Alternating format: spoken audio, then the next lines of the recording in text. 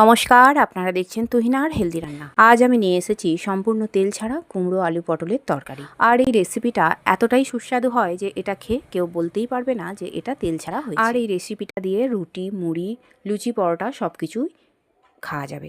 সবার আগে আমি কুমড়ো, আলু, পটল ভালো করে ধুয়ে কেটে রেখে দিয়েছিলাম। আমি জল ঝরিয়ে নিয়েছিলাম। এখন কড়াতে প্রথমে পটলগুলো দিয়ে দিলাম। সম্পূর্ণ তেল ছাড়া লো ফ্লেমে এই পটলগুলো আমি ভেজে নেব। বেশ কিছুক্ষণ এই পটলগুলো আমি কড়াতে মেলে দেবো, আর কিছুক্ষণ এক পিঠটা হয়ে গেলে আবার উল্টে পাল্টে আমি এইগুলোকে ভেজে নেব। এইভাবেই তেল ছাড়া পটলকে ভাজা হয়। বেশ কিছুক্ষণ সময় ধরে এইগুলোকে ভাজলেই এর কাঁচা গন্ধ চলে যাবে। আর এরপর আমি অন্যান্য সবজিগুলো দিয়ে দেব। এই পটলের ওপরেই আমি দিয়ে দিলাম কুমড়ো আলুগুলো। এখন পটলের সঙ্গেই এই কুমড়ো আলুগুলোকেও আমি ভেজে নেব। লো ফ্লেমে তেল ছাড়া এইগুলোকে আমি ভেজে নেব। আর এই তেল ছাড়া এইগুলো ভাজতে একটু সময় লাগে, তবে খুব বেশি ভাজার দরকার নেই। মোটামুটি একটু এদের গায়ে ব্রাউন কালার এসে গেলেই আমি এইগুলোকে নামিয়ে নেব। এখন আমার এইগুলো মোটামুটি ভাজা হয়ে গেছে। এখন আমি এইগুলো একটা জায়গায় নামিয়ে নিলাম।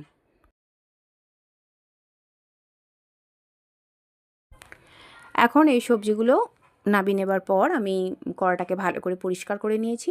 আর কড়াটা হালকা গরম হলে আমি এতে দিয়ে দিলাম ফোড়ন। ফোড়নে দিয়েছি শুকনো লঙ্কা, তেজপাতা আর 5 ফোড়ন। এইগুলো কিছুক্ষণ আমি লালচে করে ভেজে নেব। আর একটু ভাজা ভাজা হয়ে গেলেই আমি এতে দিয়ে দেব রসুন বাটা। দিয়ে দিলাম হাফ চামচের মতো রসুন বাটা। আর এই রসুনটাকেও আমি লো ফ্লেমে তেল ছাড়া ভেজে নেব।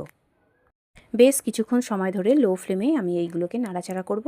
আর কিছুক্ষণ নাড়াচাড়া করলেই এইগুলো যখন একটু কড়াতে জড়িয়ে আসবে তখনই আমি এতে দিয়ে দেবো একটু একটু করে জল। তেল ছাড়া মশলায় একটু একটু জল দিয়ে যদি আমরা ভেজে নিই তাহলে কিন্তু মশলার কাঁচা গন্ধ চলে যায়। আর এতে করে কিন্তু মশলার কোনো গুণ নষ্ট হয় না।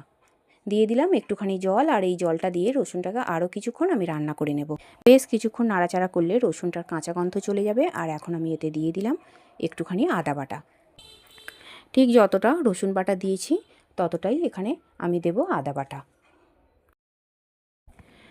দিয়ে দিলাম একটুখানি আদা বাটা। আর আদাটাকেও রসুনের মতো ঠিক একইভাবে আমি ভেজে নেব।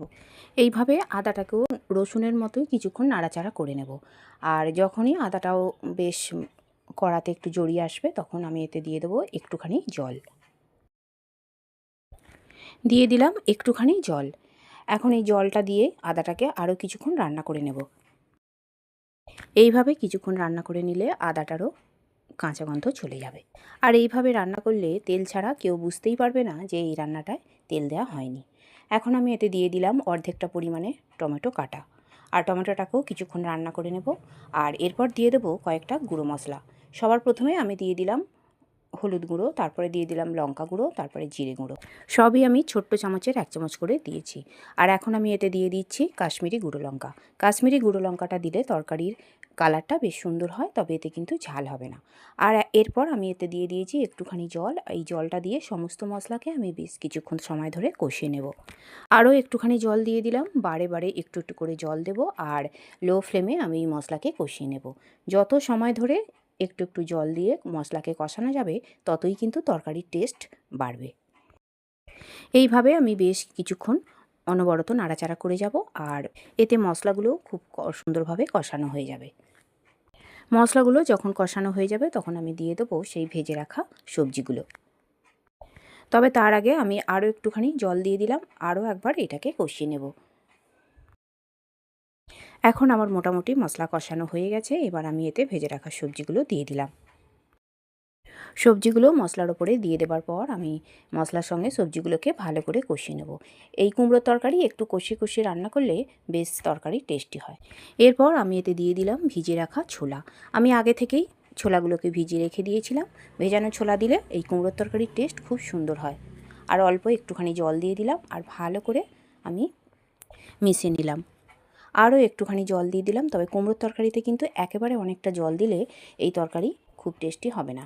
একবারে অনেকটাই তরকারিতে জল দিয়ে দিলে এই তরকারি বেশ জলসা মতো হয়ে যায়। তরকারির টেস্ট খুব একটা ভালো লাগে না। এখন আমি এতে দিয়ে দিলাম স্বাদ মতো নুন আর 1 চামচ চিনি। কুমড়োর তরকারি চিনি একটু দিতেই হবে, কারণ এই তরকারি একটু মিষ্টি মিষ্টি হয়। ভালো করে আমি সমস্ত সবজির সঙ্গে এগুলো মিশিয়ে নিলাম। আর এরপর আমি তরকারিটা সিদ্ধ হওয়ার জন্য আমি চাপা দিয়ে দিলাম একটা চাপা। আর মিনিট 15 আমি এটাকে রান্না হতে দেব। আমি এখন চাপাটা খুলে নিয়েছি আর আমার তরকারিও প্রায় হয়ে গেছে। এখন একটু নাড়াচাড়া করে নেব আর দেখে নেব ঠিকঠাক সিদ্ধটা হয়েছে কিনা। ঠিকঠাক একদমই সিদ্ধটা হয়ে গেছে, এবার আমি নামিয়ে নেব। আর বন্ধুরা, আমার রান্না যদি ভালো লেগে থাকে আর যদি নতুন নতুন তেল ছাড়া রান্নার রেসিপি পেতে চান, তাহলে আমার চ্যানেলটিকে সাবস্ক্রাইব করুন আর পাশে থাকা ঘন্টাটি বাজিয়ে দিন। আর লাইক শেয়ার কমেন্ট করতে কিন্তু একদম ভুলবেন না। এদিকে আমার রান্না একদম কমপ্লিট। আমি একটা জায়গায় এটাকে নামিয়ে নিয়েছি আর এর উপর এখন আমি ছড়িয়ে দিলাম 1.5 চামচের মতো ভাজা মশলা। এই ভাজা মশলা দিলে কিন্তু কুমড়োর তরকারির টেস্ট অনেক গুণ বেড়ে যায়। তৈরি হয়ে গেল আমার দুর্দান্ত স্বাদের কুমড়ো আলু পটলের তেল ছাড়া তরকারি। আর আমার রান্নাটি দেখার জন্য সকল বন্ধুদের জানাই ধন্যবাদ। ভালো থাকবেন।